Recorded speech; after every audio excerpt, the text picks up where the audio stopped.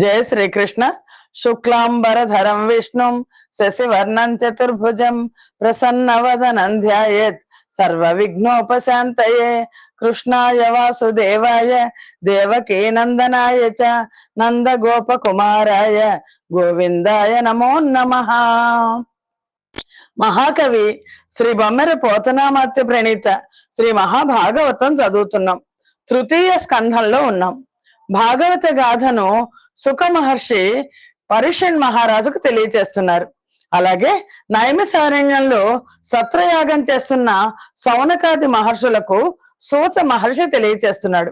భాగవత గాథను గురించి చెప్తూ విదురుడు మైత్రేయ మహర్షిని అడుగగా మైత్రేయ మహర్షి హిరణ్యకశిపుల జనన వృత్తాంతాన్ని, అలాగే హిరణ్యాక్షుడు శ్రీ మహావిష్ణువుతో యుద్ధం చేసి తన తనువును వదిలేయడాన్ని, నిహతుడవడాన్ని మైత్రేయ మహర్షి విదురుడికి చెప్పాడు అని చెప్పిన సంగతిని సుఖ మహర్షి పరీక్షన్ మహారాజుకు చెప్పాడు. సూతుడు ఈ విధానాన్ని గురించి చెప్తూ మహర్షులతో ఇలా అన్నారు, సౌనకాది మహర్షులతో. ఆ విధంగా పరీక్షన్ మహారాజు ఆ సుఖ మహర్షిని చూసి ఒక ప్రశ్న వేశారు. మునీంద్ర, హిరణ్యాక్షుడు సంహరించబడిన తర్వాత భూమి చక్కని సమస్థితిని పొందింది కదా, ఆ విధానాన్ని గురించి మీరు నాకు తెలియచేయవలసింది. అలాగే స్వయంభవ మనువును పుట్టించిన తర్వాత బ్రహ్మదేవుడు పశు పక్షాదులను సృష్టించడానికి ఎన్ని పద్ధతులు కల్పించాడో మాకు తెలియచేయవలసింది. అలాగే మహాభాగవతోత్తముడైన విదురుడు శ్రీకృష్ణునికి అపకారం చేయతలచిన పాపవర్తనులైన ధృతరాష్ట్రుడి యొక్క పుత్రులను విడిచి వెళ్లిపోయారు కదా, ఆయన తన జనకుడైన వేదవ్యాసంతో సమాండగు తన మనోవాక్కాయ కర్మలను కృష్ణుని యందు చేర్చి భక్తులను ఆరాధిస్తూ పుణ్యతీర్థాలు సేవిస్తూ పాపాలను పోగొట్టుకుని మైత్రేయ మహామునిని ఇంకా ఏమని ప్రశ్నించారు? ఈ విషయాలన్నీ నాకు తెలిసేట్టుగా చెప్పండి అని సుఖ మహర్షిని పరీక్షన్ మహారాజు అడిగారు. విమలాత్ముడైన విదురుండు మైత్రేయముని వరం చూచి ఇట్లనియ ప్రీతి, జతురాత్మ సకల ప్రజాపతి అయినట్టి జలజ గర్భుడు ప్రజా సర్గమందు ప్రజాపతులను పుట్టించు వెండియు జిత్తమందేమి సృజింపదలిచే మును సృజించిన ఎట్టి మునుల మరీచార్జు లబ్జదు నా దేశమత్మ నిలిపి గర్ధినెట్లు సృజించరి ఎఖర జగము మెరసి మరివారు భార్యా సమేతులగుచు నేమి సృజించిరదిగాక కామినులను బాసి ఏమి సృజించిరా భద్రయేషులు అని ఎప్పుడైతే పరీక్షన్ మహారాజ్ సుఖ మహర్షిని అడిగారో సుఖ మహర్షి చెప్తున్నారు ఏమనంటే, అదిగో ఆ విదురుడు ఇంకా అడుగుతున్నాడు. పవిత్ర హృదయుడైన విదురుడు మైత్రేయ మహర్షిని చూసి చాలా ప్రేమతో ఇలా అడిగారు, ఓ మహాత్మా, సకల ప్రజాపతి అయిన బ్రహ్మ ప్రజలను సృష్టించడం కోసం ముందు ప్రజాపతులను పుట్టించారు కదా, తర్వాత ఏమి సృష్టించాలని అనుకున్నారు? ముందు సృష్టించిన మరీచి మొదలగు మహర్షులందరూ కూడా బ్రహ్మదేవుని ఆదేశానుసారం అఖిల జగత్తును ఎలా సృష్టించారు? ఆ ప్రజాపతులు భార్య సమేతులై ఏమి సృష్టించారు? ఆ తర్వాత స్త్రీలు కూడా లేకుండా ఏమి సృష్టించారు? ఇవన్నీ నాకు చెప్పాల్సింది. అందరూ తమలో నైక్యము చెందినతో నేమిదగ సృజించిరి కరుణా కందళిత హృదయ ఇన్ని బొందుగా నెరిగింపు మయ్య బుధనుత నాకొన్. ఓ దయార్ద్ర హృదయ, మైత్రేయ మహర్షిని అడుగుతున్నారు. సజ్జనులచే కీర్తించబడే మహర్షి మైత్రేయ, వాళ్ళందరూ ఐక్యమై ఏం సృష్టించారు నాకు వివరంగా చెప్పండి అన్నారు. ఇప్పుడు మైత్రేయ మహర్షి విదురుడికి చతుర్ముఖ బ్రహ్మ కావించు యక్షాది దేవతాగణ సృష్టిని తెలిపారు. అనిన మునీంద్రుడు ఇట్లనియ జీవాదృష్ట పరుడు మాయాయుక్త పురుషవరుడు గాలాత్మకుడునను కారణంబన నిర్వికారుడైనట్టి జగన్నివాసు దాది జాతక్షోభుడయ్య నమ్మేటి వలనను గుణత్రయంబును జనించే నా గుణత్రయమునందయ్యే మహత్తత్వ మది రజోగుణ హేతువైన దాని ఎందహంకారమొగి ద్విగుణాత్మకమున బొడమె మరి దాని వలన ప్రభూతమయ్యే పంచ తన్మాత్రలందు సంభవమునొందే భూత పంచకమి సృష్టి హేతువగుచు. అప్పుడు విదురుడితో మైత్రేయ మహర్షి ఇలా అన్నారు, సృష్టికర్త జీవులకు అగోచరుడు. ఆయన ఆ పురుషోత్తముడు మాయతో కూడి ఉంటాడు, కాలస్వరూపుడు. అందువల్ల అతను నిర్వికారుడు. అలాంటి జగన్నివాసుడు ఆదిలో సృష్టి ఎలా చేయను అని ఆలోచించాడు. అప్పుడు ఆయన నుండి, ఆ మహత్తత్వం నుండి సత్వగుణము, రజోగుణము, తమోగుణం అనే మూడు గుణాలు పుట్టాయి. ఆ మూడు గుణాల్లో, గుణత్రయంలో రజోగుణం నుండి మహత్తత్వం మళ్ళా పుట్టింది. ఆ మహత్తత్వం నుండి మూడు గుణాల అంశాలతో అహంకారం పుట్టింది. అహంకారం నుండి పంచ తన్మాత్రలు, దాని నుండి పంచభూతాలు పుట్టాయి. ఆ పంచభూతాలే సృష్టికి హేతువు అని, సృష్టి నిర్మాణానికి హేతువులవే. కానీ ప్రత్యేకంగా భువన నిర్మాణ కర్మకు పంచభూతాల్లో ఏ ఒక్కదానికి కూడా సామర్థ్యం లేదు. అవన్నీ కలిసి పాంచభౌతికమైన బంగారు గుడ్డును సృజించాయి. ఆ గుడ్డు మహాజలాలలో క్రమక్రమంగా వృద్ధి పొందుతూ వచ్చింది. నారాయణాఖ్యనున్నతి నొప్పు బ్రహ్మంబు సహస్ర దివ్య వర్షంబులోలి వసించి నుండే నా వాసుదేవుని నాభి ఎందు సహస్ర సూర్య ప్రదీప్తి ధనరుచు సకల జీవ నికాయయుతమగు పంక జాతంబు సంభవమునందే బరగంగ నందులో భగవద్ అతిష్ఠుడై స్వరాట్టడగు చతురాననుండు జనన మందెను తత్పద్మ సంభవుండు నామరూప గుణాది సంజ్ఞా సమేతు డగుతు నిర్మాణం అనరించ నఖిల జగము వనజుండు నిజ ఛాయ వలన మరియు అని పరమాత్మ ఎలా సృష్టించారు అంటే, ఆ హిరణ్మయ ఒక చాలా సృష్టి నిర్మాణానికి అన్ని హేతువులైన ఒక బంగారు గుడ్డు వచ్చింది. ఆ జలంలో వృద్ధి పొందుతోంది. ఆ హిరణ్మయ అండాన్ని నారాయణుడు అనే పేరుతో పరబ్రహ్మం 1000 సంవత్సరాలు అధిష్ఠించున్నాడు. ఆ నారాయణుని నాభి నుండి 1000 సూర్యుల కాంతితో సకల జీవితకులకు ఆశ్రయమైన ఒక పద్మం పుట్టింది. దాన్ని ఆశ్రయించుకొని స్వరాట్టకు చతుర్ముఖ బ్రహ్మ ఆవిర్భవించారు. స్వయం ప్రకాశ రూపుడగు ఆ పద్మ సంభవుడు నామములు, రూపములు, గుణములు అనే సంఖ్యలతో నిండి ఉన్న అఖిల జగత్తును సృష్టించాడు. తామిశ్రము, అంధతామిశ్రము, తమము, మోహము, మహామోహం అనే పంచమోహాలతో కూడిన అవిద్యను పుట్టించాడు. ఆ వేళ విధాత తన తమోమయ దేహాన్ని చూసి తనకే అసహ్యం వేసింది. ఆ తనువును విసర్జించాడు. విధాత వదిలిపెట్టిన దేహం ఆకలి దప్పులకు నివాసమై రాత్రిమయం అయింది. అందులోంచి యక్ష, రాక్షసులు అనే ప్రాణులు పుట్టాయి. వెంటనే వారికి ఆకలి దప్పికలు వేశాయి. వారిలో కొంతమంది బ్రహ్మదేవుని భక్షిద్దాం అన్నారు, మరి కొంతమంది బ్రహ్మదేవుణ్ణి రక్షిద్దాం అన్నారు.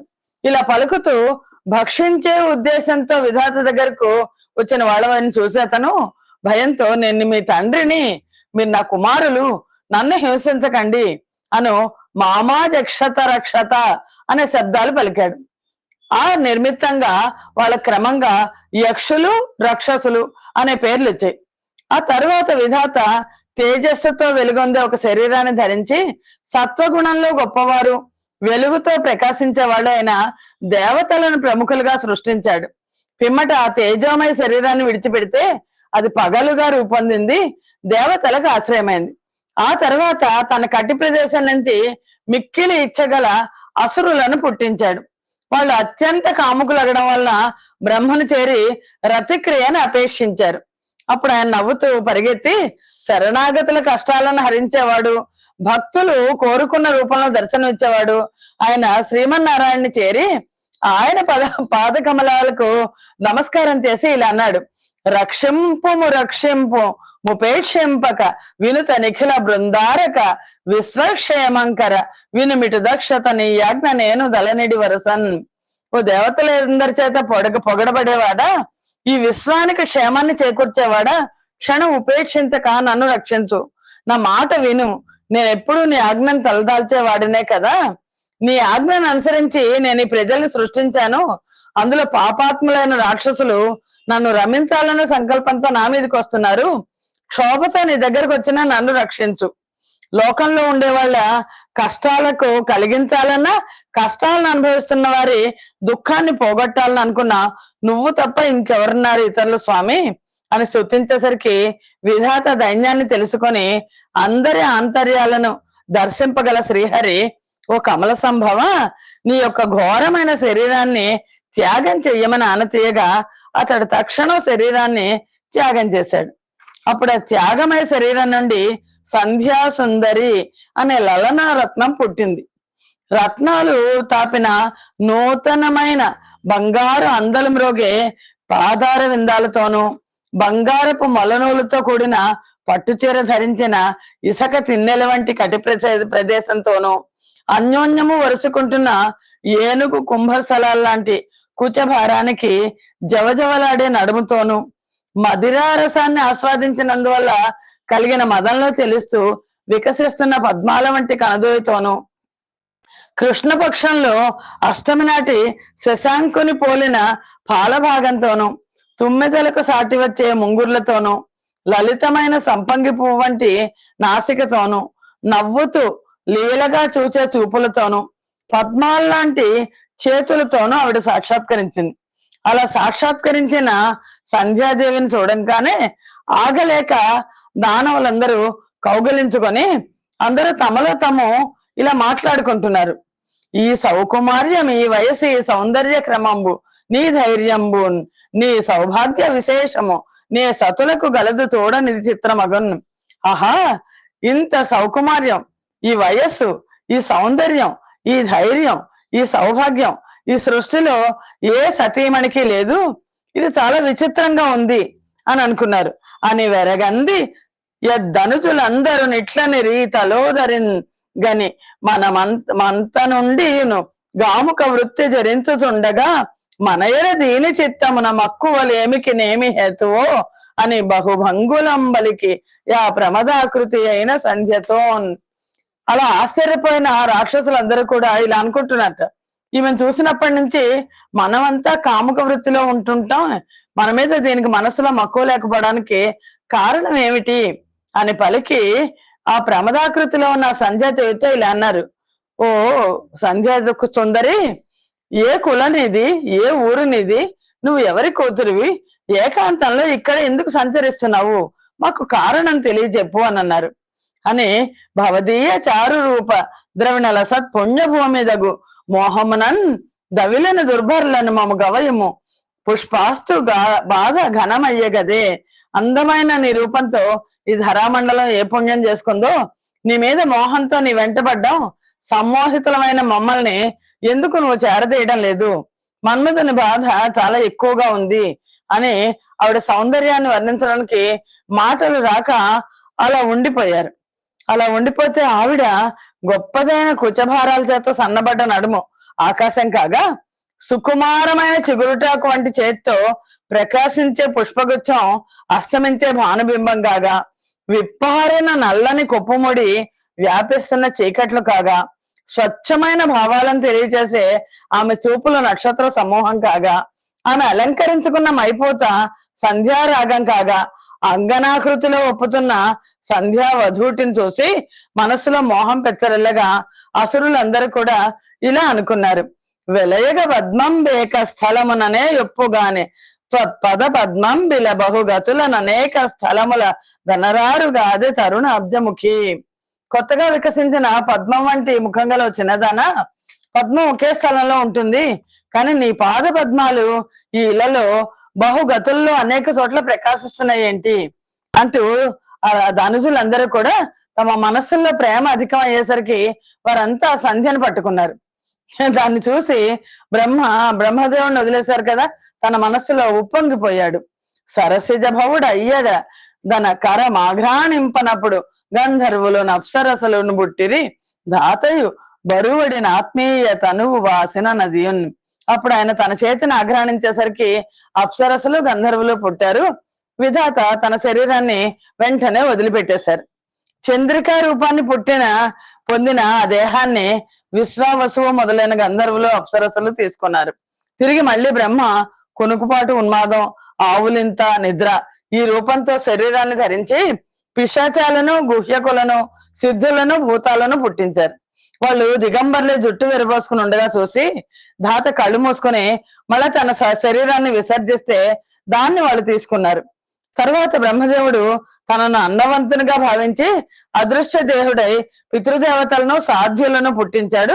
వారు తాము పుట్టించిన అదృశ్య శరీరానికి కార్యమైన దేవభాగాన్ని తీసుకొని ఆ కారణంగానే శ్రాద్ధాల్లో పితృ సాధ్య గణాలను ఉద్దేశించి హవ్య కవ్యాలను ఇస్తారు. వాళ్ళ దేవభాగాన్ని తీసుకున్నారు అని సజ్జన స్తుత విను చతురత బంకజాసనుడు ధిరోదాన శక్తి వలన నరసిద్ధ విభుద కిన్నరులను పుట్టించి కవిలి వారికి ధిరోధాన నామ ధ్యేయమైనట్టి ఆ దేహంబు నిత్యను వెండియు భారతీ విభుడు తనకు ప్రతిబింబముకు శరీరమున గిన్నరలను ఇంపురుషన్ బుట్టింపబూని వారు ధాతృ ప్రతిబింబ దేహములు దాల్చి వరుస నిద్దరిద్దరు గవగోడి ఇంపులదవ బ్రహ్మపరమైన గీతములు పాడుచుండి దంత పంకజ సంభవుడు ఆత్మలోన తన సృష్టి వృద్ధిలేమికి గనులతో సేనించి చింత గరచరణాదుల్ గొనకొని కదిలింపగా రాలిన రోమములు ఉగ్ర కుండలి వ్రజమయ్యన్. సజ్జనులు స్తుతించే పరీక్షన్ మహారాజుకి సుఖ మహర్షి చెప్తున్నారు, ఓ పరీక్షన్ మహారాజా విను, ఆ బ్రహ్మదేవుడు తిరోధాన శక్తి వల్ల సిద్ధులను విద్యాధరులను పుట్టించి వారికి తిరోధానము అనే పేరు గల ఆ దేహాన్ని ఇచ్చేశారు. ఆ తర్వాత బ్రహ్మ తనకు ప్రతిబింబంగా ఉన్న శరీరం నుండి కిన్నెర్లను కింపురుషులను పుట్టించాడు. వారు విధాతకు ప్రతిబింబాలైన శరీరాలతో ఇద్దరిద్దరు జతగూడి ఇంపుగా బ్రహ్మకు సంబంధించిన గీతాలను గానం చేస్తున్నారు. తర్వాత తను చేసిన సృష్టి వృద్ధి చెందడం లేదు. దాన్ని కోపించి బ్రహ్మదేవుడు చింతిస్తూ శయనించి కాళ్ళు చేతులను కదిలించేసరికి రాలిన రోమాలన్నీ కూడా పాములైపోయాయి. వనజజుడు తన్ను కృత కృత్యునిగా భావించి ఆత్మ దృష్టి వహింపన్ మనమున నిఖిల జగత్ పావనులకు మనులన్ ద్రిలోక వరుల సృజించన్. బ్రహ్మదేవుడు విధాత తాను తలపెట్టిన కార్యం నెరవేరింది అని భావించి తన అంతరాత్మ సంతోషించేట్లు 3 లోకాలలోనూ శ్రేష్ఠులైన వారు జగత్ పావనులు అయిన మనువులను సృష్టించాడు. పుట్టించి వారికి పురుష రూపం పైన తన దేహమిచ్చిన దగిలి వారు గనుగొని మున్ను పుట్టిన వారి గూడియ వనజ సంభవనకి ఇట్లనిరిదేవా ఎఖిల జగత్రష్టమైన నీ చేతగా గావింపబడిన ఈ వితత సుకృత మాశ్చర్యకరమ యజ్ఞాది క్రియాకాండ మీ మనుసర్గమన్ దీర్ఘమయ్యే దగ్ధ విర్భాగములు మాకు దవిలి జిహ్వ లందున ఆస్వాదనములు చేయంగగలిగే ననుచ మనముల హర్షంబులతసే ఇల్ల వినుతి చేసిరి భారతీ విభుని. మరియు అలా పుట్టించిన మనువుల్ని సృష్టించాడు. అలా పుట్టించిన వారికి పురుష రూపమైన తన దేహాన్ని ఇచ్చాడు. ఆ మనువులు తమ కంటే ముందు పుట్టిన వారితో కూడా బ్రహ్మదేవుడితో ఇలా అన్నారు, దేవా, ఈ జగత్తు సర్వం నీ చేత సృష్టించబడింది. నువ్వు చేసిన ఈ సృష్టి సుకృతవంతం, ఆశ్చర్యకరం. యజ్ఞాది క్రియాకాండ ఈ మనువులను సృష్టించడం వల్ల పొగడదగింది అయింది. ఆ యజ్ఞాల్లోని హవిర్భాగాలను మా నాలుకలతో ఆస్వాదించే అదృష్టం మాకు లభించింది అనులు అని మనస్సులో చాలా ఆనందంగా వాళ్ళు ఆనందం అతసేయిల్లగా ఆ బ్రహ్మదేవుణ్ణి భారతీనాథుడిని పొగిడారు. తిరిగి బ్రహ్మ శ్రేష్టమైన తపస్సు, యోగము, విద్య, సమాధి వీటితో కూడి ఋషి వేషాన్ని ధరించి ఇంద్రియాలతో కూడిన ఆత్మస్వరూపుడే ఋషి గణాలను పుట్టించాడు. పుట్టించిన వారికి తన శరీర అంశములైన సమాధి, యోగము, ఐశ్వర్యము, తపస్సు, విద్య, వైరాగ్యం వీటిని క్రమక్రమంగా ఒక్కొక్కరికి ఇచ్చాడు అని ఈ ప్రకారంగా మైత్రేయ మహర్షి చెప్పగా విని విదురుడు పరమానందం పొందాడు. గోవిందుని చరణాల విందాలను మనస్సులో తలుచుకొని ఇలా అన్నాడు, ఓ మునీశ్వర, ఓ మైత్రేయ మహర్షి, శ్రేష్టమైన గుణాలతో స్వయంభవ మనువు వంశం ధర్మసమ్మతమైందని, ఆ వంశంలో స్త్రీ పురుష సంయోగం వల్ల ప్రజలు పుట్టి వృద్ధి చెందారని ఇంతకు ముందు నువ్వు చెప్పావు. అంతేకాకుండా స్వయంభవ మనువుకు ప్రియవ్రతుడు, ఉత్తానపాదుడు అనే పేర్లు గల 2 కొడుకులు ఉన్నారన్నావు. వారు 7 ద్వీపాలతో కూడిన ఈ ధాత్రీ మండలాన్ని ధర్మం తప్పకుండా పుణ్య మార్గంలో ఎలా పరిపాలించారు? వారి చరిత్ర అంతా కృపతో నాకు వినిపించాల్సింది. అంతేకాకుండా స్వయంభవ మనువు మంచి యోగాలతో కూడిన దేవహూతి అనే కన్యారత్నాన్ని కర్దమ ప్రజాపతికి ఇచ్చి పెళ్లి చేసిన విధానాన్ని చెప్పాల్సింది. ఆ దేవహూతి యందు మహాయోగి అయిన కర్దముడు ప్రజలను ఎలా పుట్టించాడు?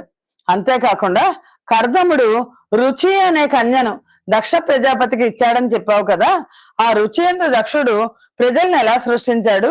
ఇవన్నీ నాకు తెలిసేట్లుగా చెప్పవలసింది అని విదురునితో మైత్రేయుడు ఇలా అన్నాడు అని అడిగిన విదురునితో మైత్రేయుడు అన్నాడు.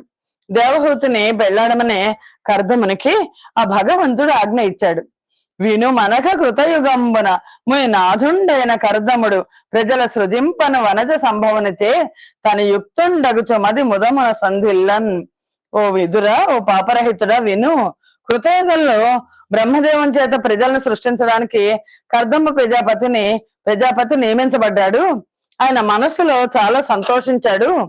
ధీరగుణుడు సరస్వతి తీరమందు దవిలి 10,000 దివ్య వత్సరములోలి తపము సేయితను ఒకనాడు జప సమాధి నుండి ఏకాగ్ర చిత్తుడై నిండు వేట్క వరదు ప్రసన్న మనోరథ వరదాన సుశీలు నమర వంద్యు రమేశన్ దురిత విదూరు సుదర్శన కరుభూజించిన నతుడు కరుణాకరుడై అంతరిక్షంబున ప్రత్యక్షమయ్యాడు.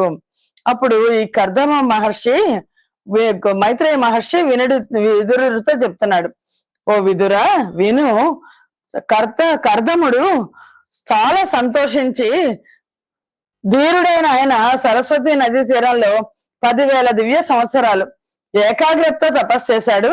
ఆ తపస్సులో వరదుడు మనోరథాలను తీర్చేవాడు, కోరికల్ని తీర్చేవాడు, దేవతల చేత పూజించబడేవాడు అయిన ఆ లక్ష్మీనాథుడిని పూజించేసరికి ఆ నారాయణుడు అంతరిక్షంలో ప్రత్యక్షమయ్యి భానుమండల దీప్తులకు వికసించిన పద్మాలతోనూ చంద్ర కిరణాలు సోకి వికసించిన కలువలతోనూ అలంకరించబడి ఉన్నట్ట ఆ పరమాత్మ. చేతులకు కంకణాలను, పాదాలకు నూపురాలను, కంఠాభరణాలను, అంగుళీయకాలను, రత్నహారాలను, మకర కుండలాలను, కిరీటాన్ని ధరించి మనోహరంగా మెరిసిపోతున్నాడు. కమనీయ సాగర కన్యకామణితో కూడి కౌస్తుభమణితో కాంతులు వెదజల్లే వక్షస్థలాన్ని కలిగి ఉన్నాడు. సుకుమారమైన దరహాస చంద్రికలతో ముద్దులు కురిసిపోతున్న చెక్కుటద్దాలతో విరాజిల్లుతున్నాడు. శంఖం, చక్రం, గద, పద్మం హస్తాల్లో ధరించున్నాడు. తుమ్మెదాల్లాంటి ముంగురులు కలిగి చక్కని నుదురు కలవాడే ఉన్నాడు. ఇంకా పంకజోదరుడైన హరి పసుపు పచ్చని పట్టు వస్త్రాన్ని ధరించి కృపాతరంగాలు చిలికే చిరునవ్వుతో అలరారుతూ ఉన్నాడు. శబ్ద బ్రహ్మమే శరీరంగా ఆత్మస్వరూపుడుగాను ఉంటూ కేవలం జ్ఞానం చేత మాత్రమే తెలుసుకోదగిన వాడే వైనతేయుని మూపు మీద చరణ పద్మాలు మోపి ఉన్న ఆ గోవిందుణ్ణి చూశాడు కర్దముడు. చాలా ఆనందం వచ్చింది. హర్ష పారవస్యంతో లబ్ధ మనోరథుడే కర్దముడు సాష్టాంగ దండ ప్రణామాలు ఆచరించాడు. ముకుళిత కర కమలుండయి యకుటిల సద్భక్తి పరవశాత్మకుడగుచున్ వికచాంబోరుహలోచనున కొనిట్లని దదాననము గనుగొనుచున్. చేతులు మోడ్చి భక్తితో మేను మరిచి పద్మాల్లాంటి కన్నులు గల ఆయన ముఖాన్ని చూస్తూ ఇలా అన్నాడు. అబ్జాక్ష సకల భూతాంతరాత్ముడవన దనరు చుండెడి నీదు దర్శనంబు దలకొని సుకృత సత్ఫల భరితంబు లయనట్టి అనేక జన్మానుసరణి ప్రకట యోగక్రియాభ్యాస నిరూఢులు లైనట్టి యోగీశ్వరులాత్మగోరి ఎంతరు యోగీశ్వరేశ్వర ఏ భవ పాదార వింద సందర్శనంబు గంటి భవవార్ధి గడవంగ గంటి మంటి గడగిన ఆలోచనంబుల కలిమినేడు దవిలి సఫలత నొందే మాధవ ముకుంద చిరు దయాకార నిత్య లక్ష్మీ విహార. ఆ కర్దముడు స్తుతించాడు పరమాత్మని.